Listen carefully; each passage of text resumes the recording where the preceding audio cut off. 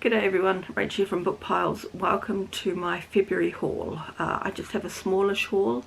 I was hoping one more book might have made it, but I think I'll just tell you about it because I did show it in my reading wrap up, hopefully. And that book is America's First Daughter. I enjoyed it so much, the library copy that I read, that I actually ordered a copy. It just hasn't made it here. And on that subject, because I enjoyed that, and that was a fictional account of Thomas Jefferson's daughter's life, I decided actually to then go and look at a bit more of a non-fiction account. So this is, my guess is, or understanding is, this is a more recognised biography of Martha Jefferson Randolph by Cynthia Kierner. Not many pictures.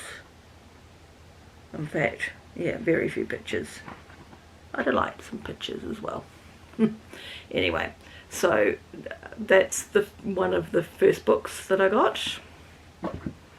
Okay, then I picked up two books that was ordered from Amazon, I think. I picked up two books here in the bookshop, and the first one is, it's been around for a little while, A Gentleman in Moscow. And I've looked at this several times. It's about a guy who is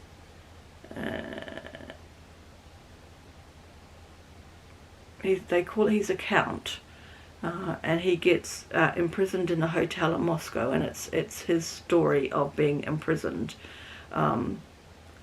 What I keep seeing, like it says, a comic masterpiece. So I know a lot of people that I've seen mention this really enjoy it. So I think there was a deal, buy two get 20% off or something like that. So yeah, this was one of those. So that can get put away. The other one I got, this is a bit left field for me because I did not like the first book of hers I read. The Book of Two Ways, Jodi Picoult. Now I think this is, if I remember rightly,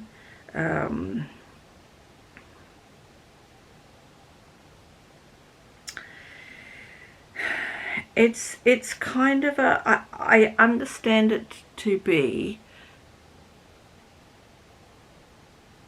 how your life would be different if fate intervened for something. So you've got the way your life does go and what would happen if fate intervened. That's how I take it to be. Thought-provoking and otherworldly new novel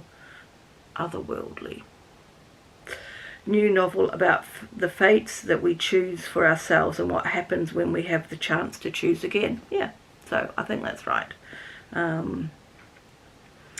I studied many pages to make sure this book was written normally and not in some stupid reverse timeline like the other one, A Spark of Light.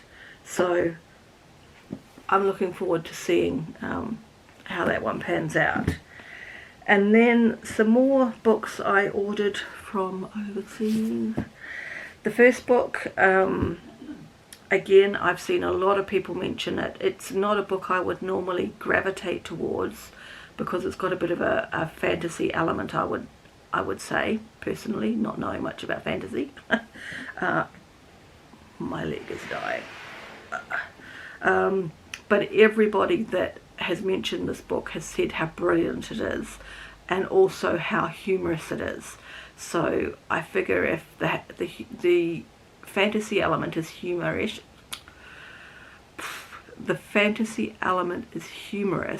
it will make up for sort of being out of my comfort zone. And that book is Lovely War, Julie Berry. And this is the story of the four people's love life is a better way of putting it. And those lives are narrated by the Greek gods. And my understanding is the humour comes in the banter between the Greek gods. So it sounds interesting, and it's all set, I believe it's sort of World War One-ish. Hazel James Aubrey and Colette, a classical pianist from London, a British would-be architect turned soldier, a Harlem-born ragtime genius in the US Army, and a Belgian orphan with a gorgeous voice and a devastating past. Their story, as told by goddess Aphrodite, who must spin the tale or face judgment on Mount Olympus, is filled with hope and heartbreak, prejudice and passion, and reveals that though war is a formidable force, it's no match for the transcendent power of love. If you understood that, bravo to you. Yeah, I just, everybody that I have seen mention this book raves about it, and I am curious, so I decided to buy that. And because books can't travel alone, I picked up The Bookish Life of Nina Hill by Abby Waxman, and I believe this is a sort of a hermity young lady who just likes her books and wants to read and get on with life and not have to deal with people. I can identify. And she is... okay. When her father passes away, she discovers a whole new family that she didn't know anything about, and it's how she navigates this social situation that is having to deal with more people than she would like to. So I'm picking there's a bit of humour.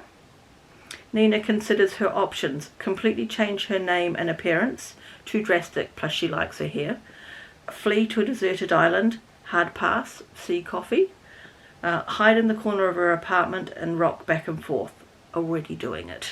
So I think it's a bit humorous, and it should be a nice little read. And then I got The Lost Manuscript by Kathy Bonadan. And this is the story of somebody checking into a hotel and finding a manuscript in the drawer, and sends it back to the author, finds the author, sends it back. The author contacts her and goes, I didn't write half of this. So it then becomes, I think, her or both of them, not sure, discover who else wrote this book, and it's that story. So that sounded quite interesting. And it's a hardback. We don't tend to get a lot of hardbacks in New Zealand. It's interesting. I watch all the Americans with their books and they're all hardbacks. Hardbacks are not the thing on the bookshelves or in the bookstores here in New Zealand. But anyway, I digress. So there is that. I brought no second-hand books, and I do not believe I brought any ebooks. I will just see if I can figure that out. No, I did not buy any ebooks this month or in February either.